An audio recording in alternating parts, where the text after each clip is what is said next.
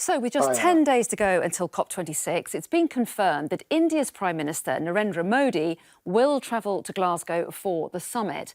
Downing Street has welcomed the news, saying India has a vital role in making the event a success. But who really holds the power to create change? So, Bob, how significant do you think it is that Narendra Modi is heading to Glasgow?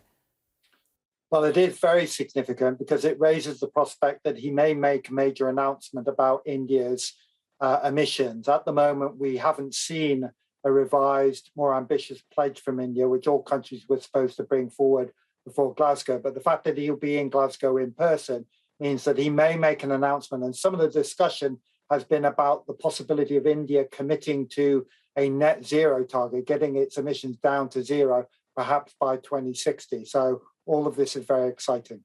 Well, yes, that's right. And it's true, isn't it, that India hasn't yet announced plans to reach net zero. So, Vicky, India's under pressure to make that move. If they were to, would that put pressure on other countries like China to take a different stance and to up their game?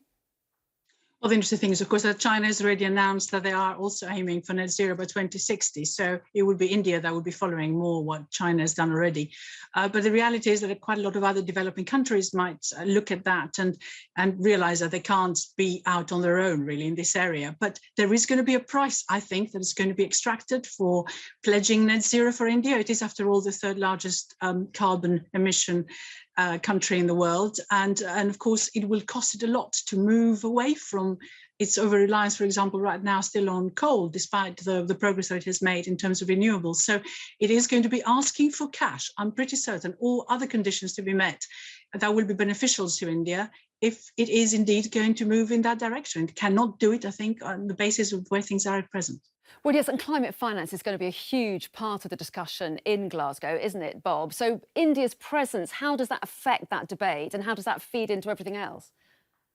Well, India is a developing country. It's much poorer than the rich countries. And what it's saying to the world is, look, at the moment, it costs more for it to access capital to make the kind of investments needed in renewables and others.